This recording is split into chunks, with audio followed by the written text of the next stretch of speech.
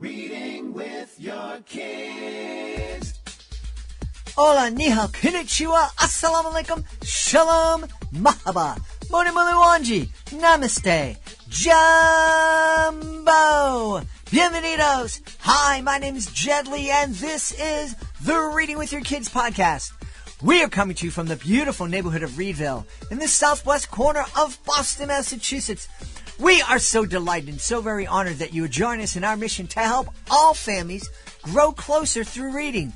Please be sure to tell all of your family and friends about the show, and please be sure to subscribe to the show on the iHeartRadio app, on Spotify, Apple Podcasts, Amazon Music, Stitcher Radio, wherever you find your podcasts. Our guest today is the driving force behind Syncretic Press. His name is Enrique Moras. And joining us is one of the super talented members of my team, Stefani Davila. Before we invite Enrique and Stefani into the studio, we want to invite you to check out my first children's picture book. It's called The Great Maratini, and it tells the story of Sam, a young, talented, enthusiastic, and a little clumsy magician who absolutely loves performing magic, but he makes mistakes. But that's okay, because he has a lot of grit and a lot of resilience. And because of that grit and resilience, he learns how to perform amazing transformations. Everyone loves him. But one day, he discovers that the greatest transformation of all is transforming feelings of caring into action to help another human being. The book has pictures by my incredibly talented niece, Tiffany Doherty. The Great Maratini is available on Amazon. In fact, you can read it for free via Kindle Unlimited. The Great Maratini by me, Jedlie.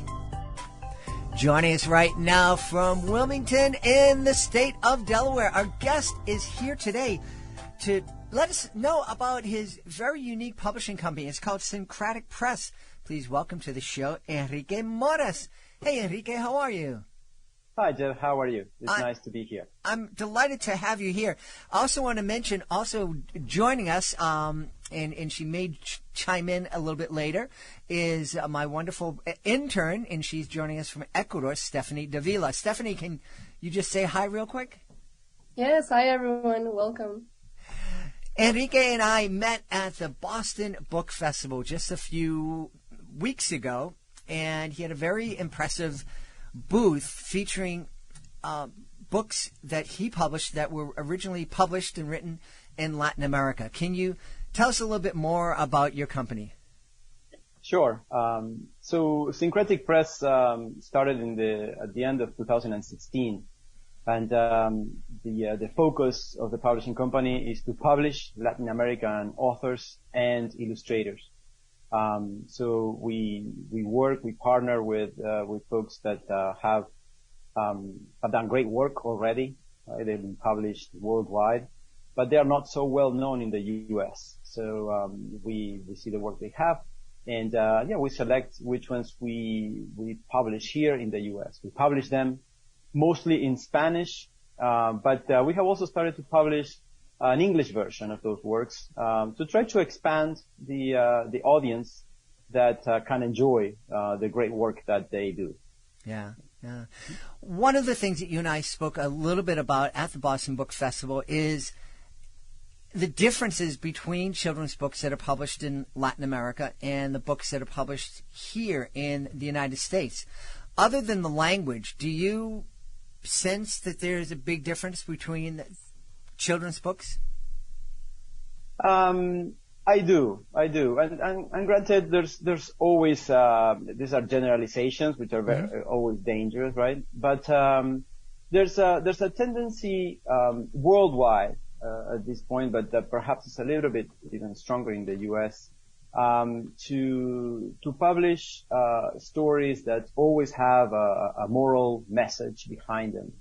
Whether you're constantly trying to bring a point to the kid, to educate them in some way or form. While that is fine and it works, it's not really the type of work that we incline ourselves to. And I sense that both in Europe and in South America, the percentage of works that you find that step away from that, that don't try to promote a particular moral standard to the kid are a bit more common. Doesn't mean that that older stories that are published in South America or Europe don't have this element, but I encounter more of those abroad than in the U.S. Interesting. Do you have a sense or an idea of why that might be? Sure. I could, perhaps my intuition tells me that it's a little bit market driven. And I tell you examples. For example, when we work with schools, right? We hear from schools that they are very interested in books that are diverse, from diverse origin, from diverse authors, that bring diverse points of view. And at the same time, on the same conversation, when you bring samples of books that have a different take on things, a little bit more risky, where at some point in time the kid may be a little bit shocked, somebody may die in the story, or even if it touches, for example, the topic of death, automatically it's like, well, yes, but no, that is not. We're a little bit concerned with this, or this illustration may seem a little bit too aggressive, and I get the point of the teachers. They have to be constantly, fending themselves from any situation that may bring, the concern from parents or education boards and you name it. And so they start to play safe. And when you play safe in art, the art disappears. It's no longer art. It's just some message that you're trying to pass, some education. It's an education book, not really a creative, storytelling and creative art, in terms of illustration, right? And then publishing companies start acting on that, and so it becomes market driven. But the fact is, you need the schools, you need the libraries to consume your product or to take a chance. And there's only so many titles that you can put out there where you take a risk, that then you end up, keeping thousands of copies in your warehouse because they just don't move. Some people love them and appreciate them, but it's not the broad market. And so, normally those are loss leaders in your inventory. Interesting. I think that quote, and I just want to kind of underline it. The idea that when you play it safe and you're not willing to take risks with your art, then the art disappears, and it's no longer art. It's education. It's trying to move a message, or if you want to use an unpopular word, it's propaganda. And propaganda can be good or bad. It's you're trying to deliver a message. Yeah, I don't know if propaganda is. One thing is an educational text, right? And so when if I'm trying to educate on, say, oral health, well, then I provide certain data, right? I'm not trying to break any formulas or approaches, break any limits. So that's a different thing. It's a different discipline, if you will. And without, unless you're breaking ground, right, and really exploring new ways of perceiving or working with a text or with some kind of illustration or media. If you're not exploring, then you're just repeating some formula that you've done before. That is not art. That maybe is some kind of craft that you have become proficient, right? I do woodworking. So once I design something, the next time I just repeat it. So the creative element perhaps was the first time I did it. But it was more functional, meaning I designed this table to be used in a certain way. It wasn't like I was trying to just come up with a shape that I just did not know how the other person was going to take it and perceive it. There was something, that happens in children's literature when you're creating. the story just will take you places where not even the writer knows where the reader is going to take it. And it's risky. And it could be interpreted in thousands of ways. When the book becomes that chair that is basically designed so that you sit and you look in that direction, well, it's convenient and it's functional, but it's not a... Yeah. So tell us a little bit about the authors that you're bringing here to the States. Well, it's, as I mentioned, folks that have an extensive career in either illustration or writing. Paolo Bernasconi, for example, comes to mind. He's from Argentina. He was finalist for the Christian Andersen Awards. I think it was 2020 or 2019. The final 5, right? This is the top award worldwide for children illustrators. This guy has published for the New York Times for, I don't know, 40, 50, 60 titles that he either illustrates, and now he also illustrates and writes. So he's somebody that, whose art is always incredible, with so many perspectives and so many takes. It's that type of art that children end up wondering and asking questions about, and parents enjoy it the same way. I work with Silvina Rocha. She's a writer who has this also this peculiar way of always finishing, or most frequently, right, finishing stories with open endings. For us, it's a success when, after you finish the story, the conversation starts, because the kid is unclear about what happened next. So what was that? How did that come about? Stories that don't have all a neat and wrapped up result, right?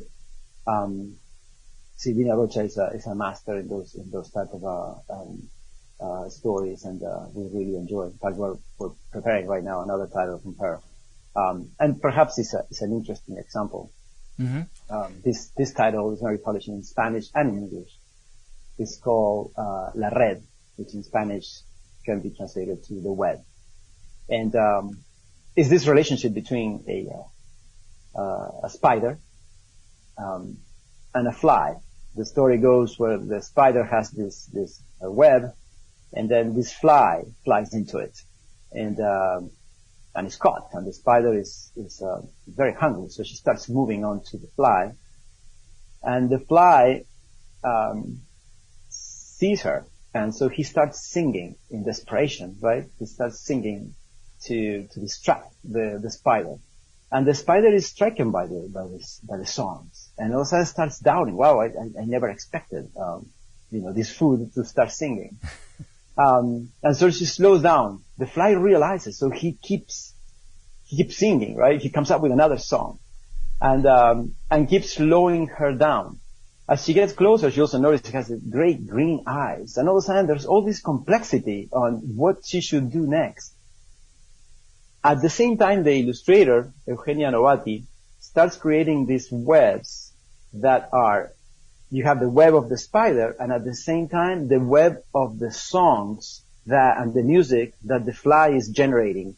And the spider starts getting sort of trapped on that web. So you have these two webs that start creating this tension. And the story really ends in that fragile equilibrium in which the fly continues to generate songs, so that the spider will forget that she's hungry. If at some point in time he slows down and he stops singing, then she'll remember, and the web of songs starts getting loose. And it finishes with that tension where both of them are sort of trapped in this equilibrium. Anyway, the illustrations from Novati are phenomenal. The characters are endearing. And at the same time, that invitation to reflect on that balance when it comes to personalities and tensions of attraction and need, are there.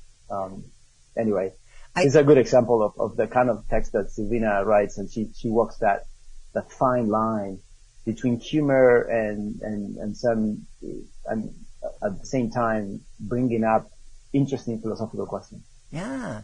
That sounds neat, and it sounds like a book that me and my kids would have loved, because it sounds, I can, as you said, I can see us talking about that for weeks and going back and forth with, did the spider finally eat the fly or what? And at the same time, I'm imagining other families here in the States and getting to that point and thinking, well, how did it end?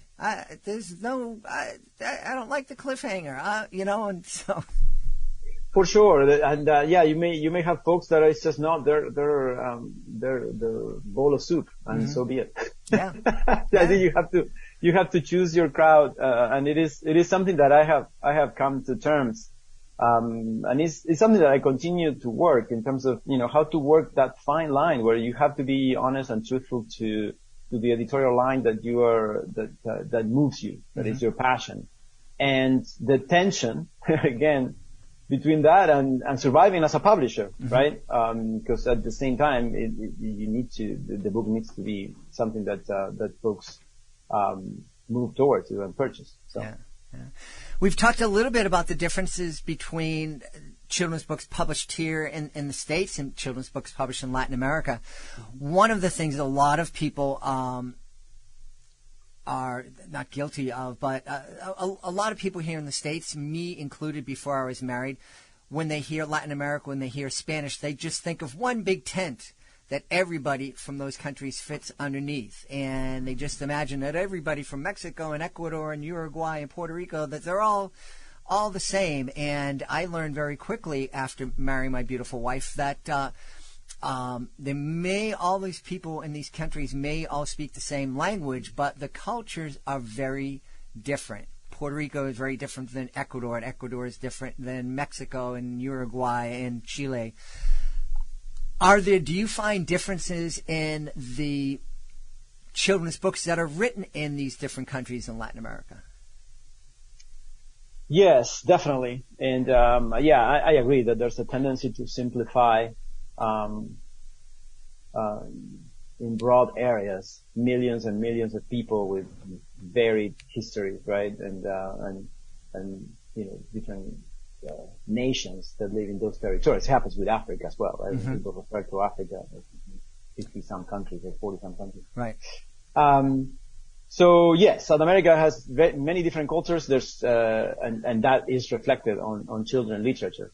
You have overall, right, you have some big focus areas when it comes to publishing, like the powerhouses of publishing books in Spanish in the world. You have Spain, Mexico, and Argentina. Those are kind of the three big centers, and those are reflected also on you can see them on the international book fairs, right? The biggest book fairs in Spanish are the fairs in Madrid and Barcelona, and then the Guadalajara Book Fair in Mexico, and the Buenos Aires Book Fair in Argentina. Behind that, you have Colombia, perhaps Chile, also putting out more and more works, and increasing the number of ever increasing number of publishing homes there. And then the rest.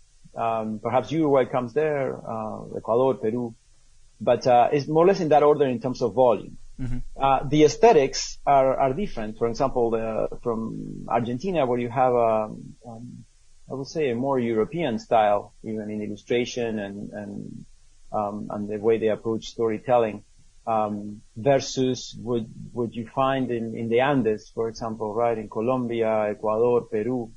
But obviously the weight of the Native Americans there, and that aesthetics, Ecuador comes to mind, Stefani, now that we have you on the call. The use of color, the palette of Ecuador is just phenomenal, right? So, and it's very different, which is very much appreciated. And then Mexico is, Mexico itself. It's difficult to even simplify Mexico, a country that has, so many different regions with so many, different elements there.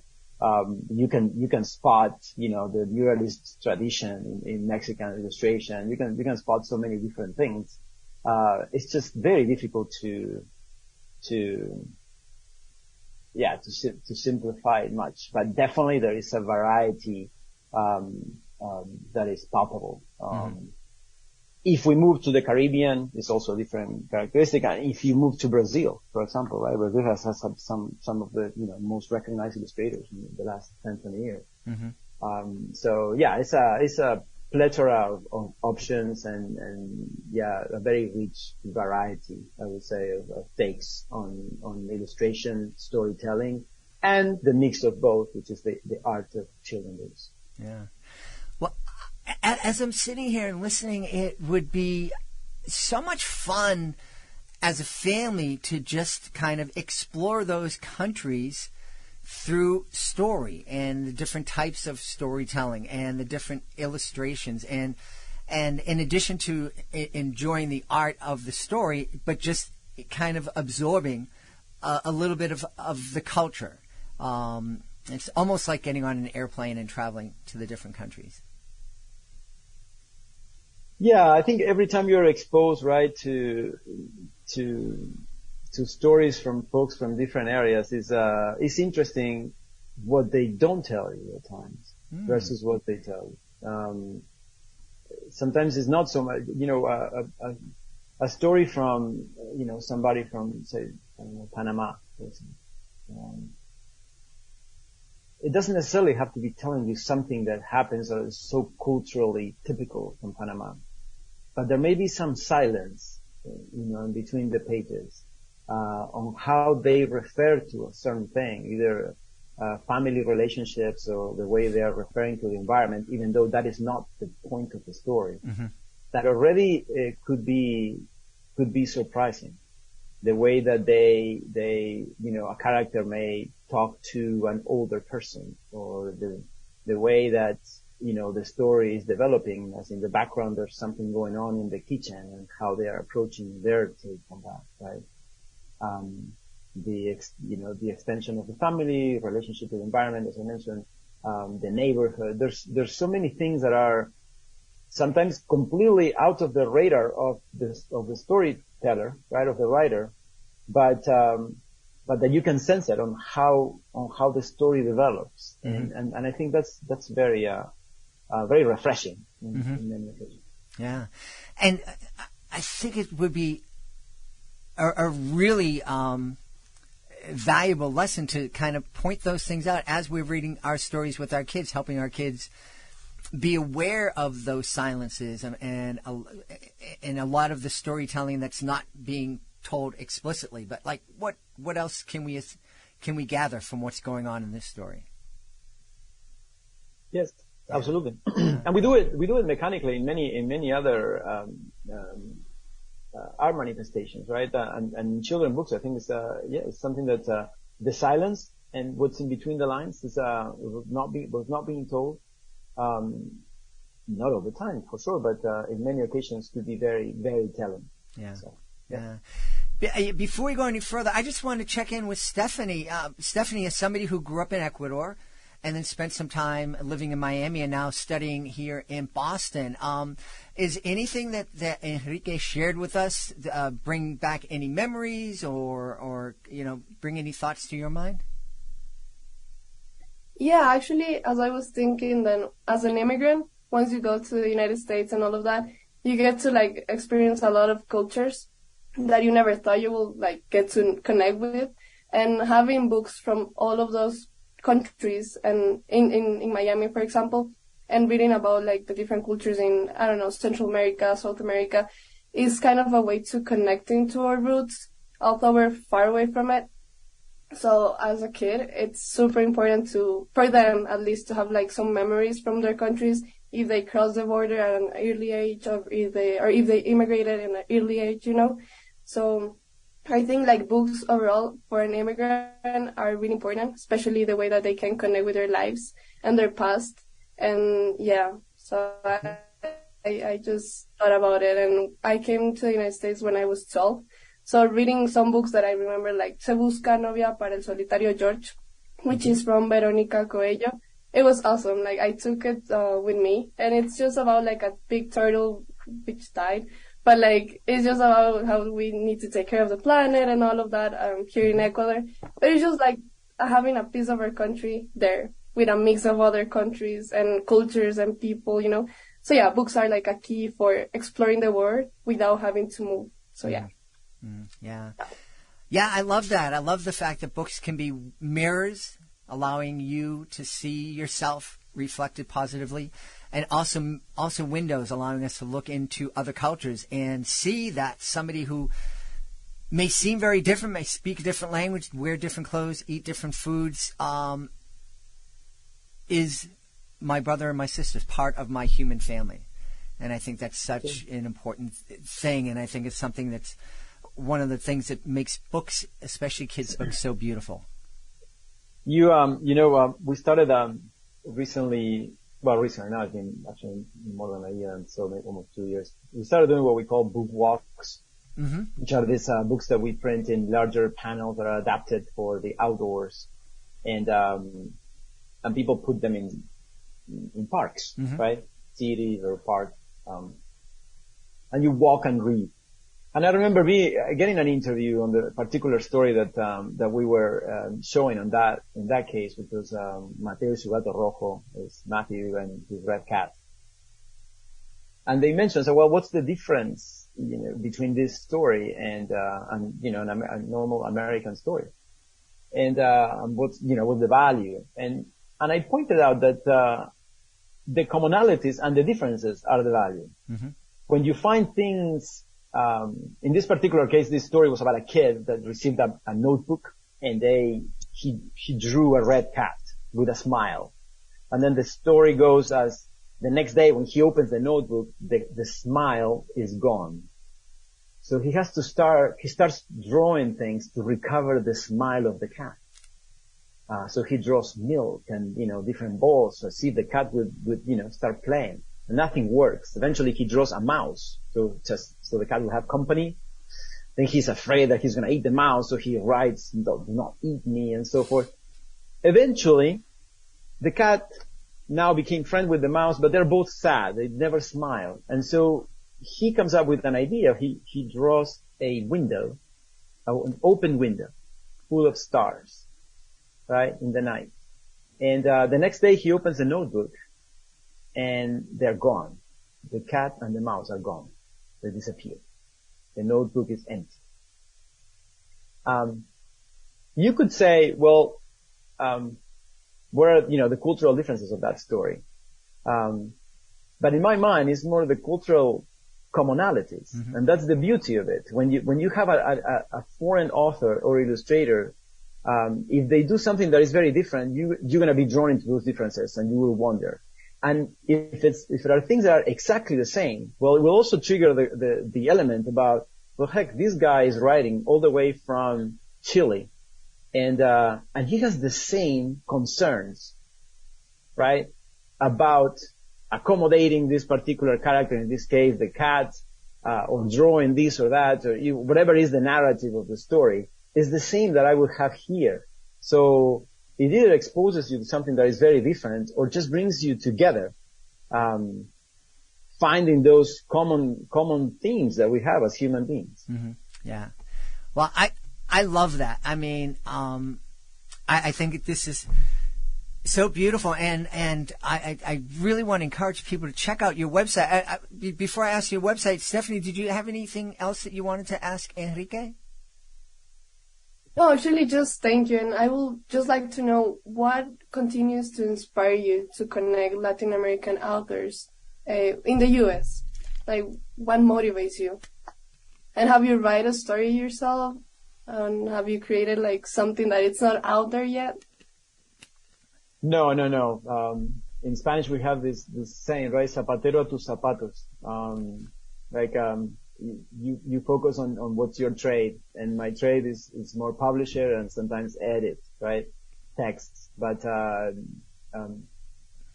So no, I haven't written. I have collaborated. We have published works that are not for children, that are for adults. And in some of those, I have I'm more involved in the development of the title. But in terms of what inspires me, I think it's the constant search, right? Storytelling, since the beginning of times, right, has been essential in how we see ourselves and how we evolve as communities. So I just love finding creative ways of telling the story. I consider myself extremely lucky to work with folks that have that kind of creativity, and to help them in what I can to bring those projects together. The birth of a story is just something that is phenomenal to be a part of. In fact, when you receive the book, the printed book, it's almost no longer interesting. It's done. But just working with the author, as they go through the text, working with the illustrator to bring all that together, and then with the designer, as all that comes into play in a particular book. The selection of everything from the size, the shape, the texture of the paper, you're giving birth to this, to this piece of art. And so from my very humble position as a publisher, I enjoy it. And I just, once I'm done, in fact, when I receive the book, and you actually have to start working on the promotion of the book, I realize that I am really done with it, and I'm just starving for the next one. You get hooked to that kind of creative work. You never have enough, because really, I do believe that art is what really, in my perspective, right, makes this life worth living. Just finding that piece of art that will move your soul, and hopefully that you can share with somebody else and help them, right, have that feeling. Well, I think this is a great time to ask you where we can go to find out more about all the great works you're bringing to the States. Well, the website, our website is syncreticpress.com. And you can, we also sell to Baker and Taylor, is our distributor that, they send books to libraries nationwide. I think, Ingram also. Our books are in Amazon as well. So any title, if you want to see the catalog of what we have, is in our website, syncreticpress.com. And then from there, you can purchase it on the website or Amazon or any bookstore. Yeah, or everywhere. Well, this has been a fascinating conversation, and I really want to thank you for being with us. So please check out syncreticpress.com. Our guest has been Enrique Moras, and we've also been joined by Stefani Davila. My friends, thank you so much for being with us. Thank you, guys. Thank you. Please join us for the next episode of the Read With Your Kids podcast. Our guest will be Kristen Lucia. She'll be here. We hope you'll be here as well. I want to thank the folks who made today's show so wonderful. Of course, we want to start by thanking our guest, Enrique Moras. Please be sure to check out his website and all the great titles that he is bringing to the United States. Also want to thank my co-host today, Stefani Davila. Thanks for joining us from Ecuador. I want to thank the rest of my team, Fatima Khan, Rory Grady, Jordan Saley, Will Cheever. I want to thank my beautiful wife for all the support she gives me. Most of all, we all want to thank you. Thank you so much for taking the time to join us today. And as always, thank you so very much for taking the time to make the world a better place by reading with your kids. I'll be looking for you in the next edition of the Reading with Your Kids podcast.